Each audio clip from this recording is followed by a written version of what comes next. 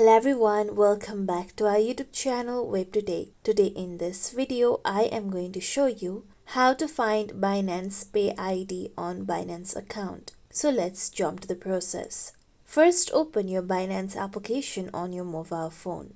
Now make sure that you are logged into your account. Now here, tap on small search icon present at the top. Now type in Pay. Then tap on the search icon present on your keyboard. Now under features, you'll be able to find Pay option. Tap on it. With this, now on the top you can see the ID. That is the Pay ID on your Binance account. You can simply copy the ID by tapping on the double square icon near your Binance Pay ID.